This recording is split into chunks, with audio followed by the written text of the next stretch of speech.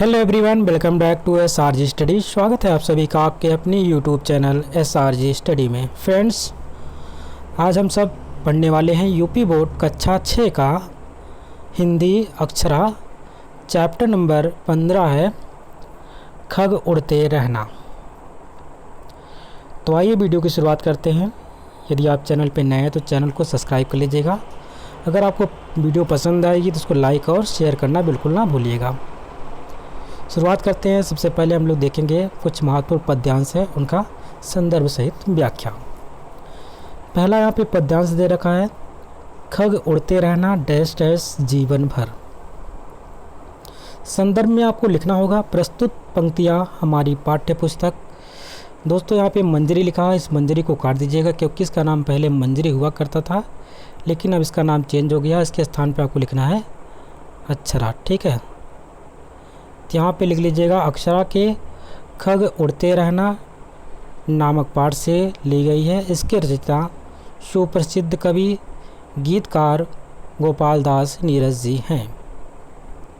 प्रसंग में लिखेंगे कवि मानव को पक्षी के बहाने सदा क्रियाशील रहने का संदेश देता है। उसके बाद व्याख्या हेडिंग डालेंगे। व्याख्या में लिखेंगे कवि कहता है कि ओ पक्षी, तू जीवन भर उड़ता रहा, वैसे तू अपना रास्ता भटक चुका है और तेरे पंखों में भी अब पहले जैसी गति नहीं रही। फिर भी पीछे मत लौटना क्योंकि वह मौत से भी बदतर है। सेकंड आपका पद्यांश है, मत डर डैश डैश जीवन भर। संदर्भ और प्रसंग आपका पूर्ववत की तरह ही रहेगा। व्याख्या में लिखेंगे हम लोग, तो रास्ते की बाधाओं से मत डर, नई आशा नए विश्वास की लहर पाले बढ़ता रह। तेरे सभी शत्रु सारी समस्याएं तेरे पंखों की फड़फड़ाहट से पिस कर मिट जाएंगे, अर्थात तेरे उड़ते रहने मात्र से सारी समस्याएं दूर हो जाएंगी। नेक्स्ट, इस पद्यांश में ये पद्यांश स्टार्ट होता है, यदि तू डैश डैश डैश जीवन भर। और इसका व्याख्या संदर्भ और प्रसंग जो पूर्ववत की तरह रहेगा। व्याख्या में लिखेंगे यदि तू जीवन पथ की बाधाओं से डर कर लौट पड़ेगा तो तेरे चाहने वाले ही तेरा मजाक उड़ाएंगे। अगला पद्यांश है, और मिट गया डैश डैश जीवन भर। संदर्भ और प्रसंग जैसा पहले आपने देखा था, प्रस्तुत पद्यांश हमारी पाठ्यपुस्तक अक्षरा के खग उड़ते रहना नामक पाठ से लिया गया है। और ये प्रसंग भी इसमें आपको चिड़िया की भांति मनुष्य को कार्य करने की, यहाँ पे पक्षी की भांति मनुष्य को कार्य करने के लिए प्रेरित करता है कवि ने। उसके बाद आपको व्याख्या में लिखना होगा, यदि तू क्रियाशील रहते लक्ष्य प्राप्त करते हुए मिट गया तो पूरी दुनिया तेरी खाक श्रद्धापूर्वक सिर माथे चढ़ाएगी। खाक मतलब होता है मिट्टी, ठीक है, यानी मिट्टी श्रद्धापूर्वक सिर माथे चढ़ाएगी और तू प्रेरणा स्तंभ बन जाएगा। दूसरों के लिए क्या हो जाएगा, एक प्रेरणा स्तंभ बन जाएगा।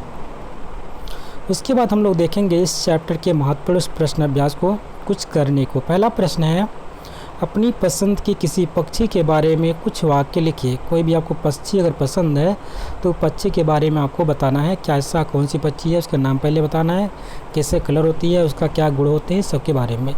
यहाँ पे एक दे रखा है, जैसे कि आपका राष्ट्रीय पक्षी आपका मोर है, उसके बारे में यहाँ पे बताया गया है, तो उसको लिख भी सकते हैं, अपने मन से भी लिख सकते हैं। जैसे कि मेरा यहाँ पर लिखा है, मेरा पसंदीदा पक्षी मोर है, यह पक्षियों का राजा है, साथ ही यह भारत का राष्ट्रीय पक्षी भी है। मोर के पंख बहुत सुंदर होते हैं, इनके सिर पर नीले रंग की सुंदर सी कलगी होती है। वर्षा ऋतु में मोर जब अपने पंख फैलाकर नृत्य करता है तो सबका मन मोह लेता है।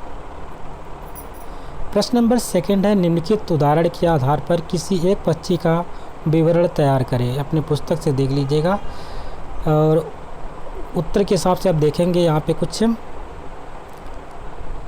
पक्षियों के नाम जैसे है। पक्षी का नाम है गौरैया, आकार कैसा होता है, छोटा है, रंग कैसा है, हल्का भूरा और सफ़ेद, प्रकृति कैसी है, ये सजीव होते हैं, भोली भाली होती है। भोजन का क्या होता है, ये सर्वाहारी होते हैं, यानी कीड़े मकोड़े भी खाते हैं और अनाज भी खाते हैं, उनको हम सर्वाहारी कहते हैं।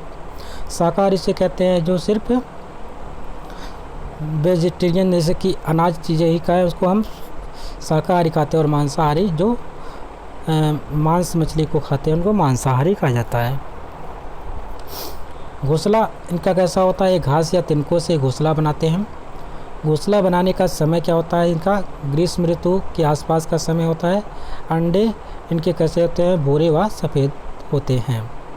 और इनका जो शत्रु होता है, जो बाज चिड़िया होती है, इनके बच्चों या अंडों को उठा ले जाती है, इसलिए इनका शत्रु होती है। देखे जाने की तिथि और समय क्या है, पूरे वर्ष ये दिखाई देती है। तो इस प्रकार से यहाँ पे एक चिड़िया था, इस प्रकार से और भी चिड़िया के आधार पर एक पक्षी की बात हुई थी। इस पक्षी का नाम आप अलग तरीके से अपना भी बता सकते हैं, कोई भी पक्षी ले सकते हैं। फिलहाल यहाँ पे गौरैया की बात की गई तो इसका कलर कैसा होता है, आकार कैसा होता है, प्रकृति क्या होती है, भोजन क्या खाती है, घोंसला कैसे बनाती है, घोंसला बनाने का समय क्या होता है, अंडे कैसे होते हैं, शत्रु उसका कौन होता है, साथ साथ यह भी देखना है देखने की तिथि कैसी होती है, ये सब यहाँ पे दिया रहता है। अगला प्रश्न है विचार और कल्पना से। प्रश्न नंबर 1 है, सामने दिए गए चित्र को देखकर अपने विचार 5 पंक्तियों में लिखिए। उत्तर में लिखेंगे इसमें पक्षियों को पिंजरा उलटकर बाहर उड़ते हुए दिखाया गया है। ये अपने पुस्तक में देखेंगे, वहाँ पे ये चीज़ दिखाया है। यह चित्र स्वतंत्रता एवं स्वच्छंदता का प्रतीक है। प्रत्येक जीव को अपनी स्वच्छंदता प्रिय होती है। कोई भी बंधन या पहरेस में रहना पसंद नहीं करता, भले ही उस बंधन में लाखों सुख सुविधाएं दी गई हों। परतंत्रता में कितना भी सुख क्यों ना हो, पर वह स्वतंत्रता की बराबरी नहीं कर सकता है। तभी तो कहा गया है कि पराधीन सपने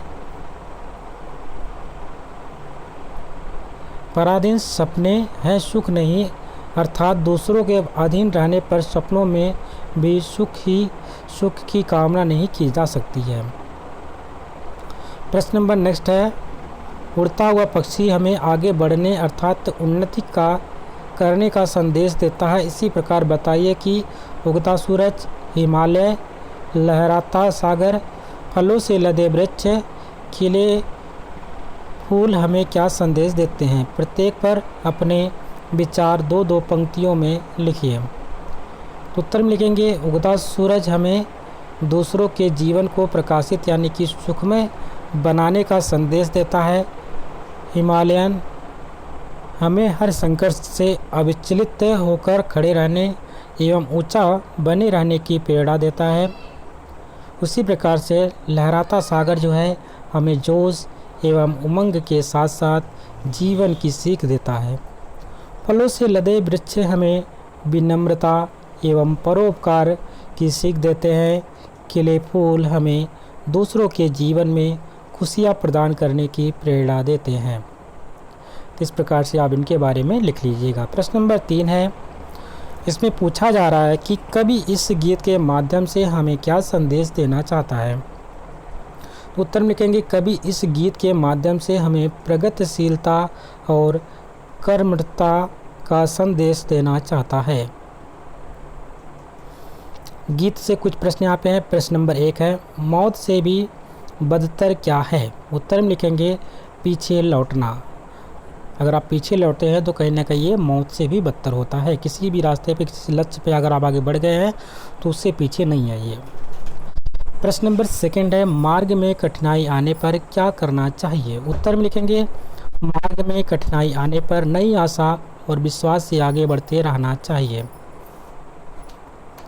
प्रश्न नंबर 3 है, जो लोग अपने लक्ष्य तक पहुंचने के प्रयास में समाप्त हो जाते हैं उनको संसार किस तरह सम्मान देता है। उत्तर में लिखेंगे, जो लोग अपने लक्ष्य तक पहुंचने के प्रयास में समाप्त हो जाते हैं संसार उनको नालायक की तरह सम्मान देता है।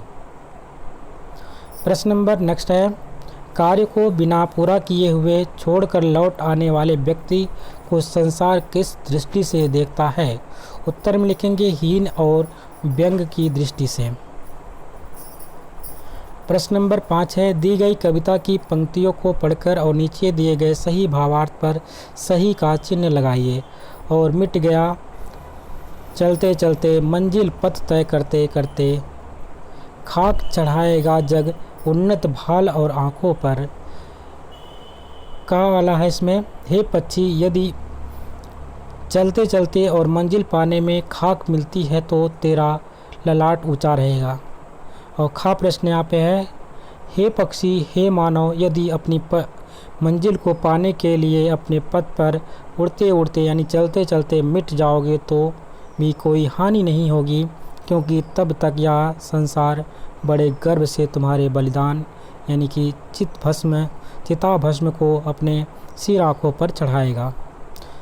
गा वाला है, हे मानो अपनी मंजिल की खाक अपने ऊंचे मस्तक और आँखों पर चढ़ाओ। और घा वाला है इसमें, हे खग यदि राह चलते चलते मंजिल पाने में तो मर गया तो मिट्टी में मिल जाएगा। इसका राइट आंसर, इसमें से 4 ऑप्शन दे रखे थे, इसमें से एक ही ऑप्शन सही था। इसका आंसर था ऑप्शन नंबर खा, हे पक्षी हे मानव यदि अपने मंजिल को पाने के लिए अपने पथ पर उड़ते उड़ते यानी कि चलते चलते मिट जाओगे तब भी कोई हानि नहीं होगी, क्योंकि तब तक यह संसार बड़े गर्व से तुम्हारे बलिदान यानी चिता भस्म को अपने सिर आँखों पर चढ़ाएगा। ये इसका राइट आंसर हो जाएगा इसमें से। अगला प्रश्न है प्रश्न नंबर 1, इसमें से है, दिए गए शब्दों के समानार्थी शब्द लिखिए। यानी कि पर्यायवाची जो शब्द होते हैं उसको समानार्थी शब्द के तौर पे भी जान सकते हैं। जैसे कि यहाँ पे पहला शब्द है पथ। पथ का और समानार्थी शब्द कौन कौन से होते हैं? तो पथ को हम जान सकते हैं मार्ग के नाम से, रास्ता भी कहते हैं, राह भी कहते हैं। इस प्रकार से और भी कोई शब्द होंगे तो आप लिख सकते हैं। आशा है, आशा के लिए समानार्थी शब्द हो जाएंगे आस, आसरा और उम्मीद। उसी प्रकार से अरि, अरि का अर्थ होता है शत्रु, रिपु भी कह सकते हैं, दुश्मन भी कहा जा सकता है। ये अरि शब्द का पर्याय है। और आँख का जो पर्यायवाची होता है या समानार्थ शब्द होता है सो हम चक्षु बोलते हैं, नेत्र बोलते हैं, लोचन कहते हैं। ठीक है, ये सब क्या है? आँख के समानार्थ शब्द है या पर्यायवाची शब्द है। प्रश्न नंबर नेक्स्ट है, निम्नलिखित के दो पर्यायवाची शब्द लिखिए। पक्षी का पर्यायवाची शब्द क्या होता है? तो पक्षी को हम कह सकते हैं खग के नाम से भी जानते हैं, बिहग के नाम से भी जानते हैं। आकाश का पर्यायवाची शब्द होता है नभ और गगन है। उसी प्रकार से धरती का पर्यायवाची पृथ्वी होती है, भू होता है। अब पर्वत यानी पहाड़ का होता है पर्वत और गिरी। इस प्रकार से आपको देखना होगा, दो पर्यायवाची शब्द लिखेंगे। अगर आपको और इसके पता होंगे तो वो भी लिख सकते हैं, जरूरी नहीं कि सेम टू सेम आप लिखें। प्रश्न नंबर 3 है, योजक चिन्ह क्या अर्थ है? यहाँ पे कुछ शब्द रखे हैं जैसे कि योजक चिन्ह के साथ लगे हुए हैं। आशा योजक चिन्ह साथ हल कोरो, इसका अर्थ क्या होता है? इसका अर्थ होता है आशा की हिल कोरे। ठीक है। अरि, इसमें योजक चिन्ह का उपयोग हुआ है। अरि दल, इसका अर्थ क्या हो जाएगा? अरियों का दल। उसी प्रकार से चलते चलते, चलते और चलते। ठीक है, तो यहाँ पे योजक चिन्ह के स्थान पे कौन सा साइन आएगा, कौन सा शब्द लिखेंगे, उस चीज़ को यहाँ पे लिखना था। और का और की। प्रथम और द्वितीय योजक चिन्ह के अर्थ है संबंध प्रकट करना, जबकि तृतीय योजक चिन्ह का अर्थ है शब्द की पुनरावृत्ति प्रकट करना। ठीक है, यहाँ पे क्या है? पुनरावृत्ति हो रही है तृतीय में, यहाँ पे दोनों में अर्थ बता रहा है, संबंध को दर्शा रहा है। और यहाँ पे चलते चलते यानी कि पुनरावृत्ति हो रही है, इसको बता रहा है। इसी के साथ ये चैप्टर कंप्लीट होता। आशा करते हैं आपको वीडियो पसंद आई होगी। यदि वीडियो अच्छी लगी है तो लाइक करिएगा, शेयर करिएगा, और चैनल पे नए हैं तो चैनल को सब्सक्राइब कर लीजिएगा। मिलते हैं तब तक नए वीडियो में, तब तक के लिए नमस्कार, जय हिंद।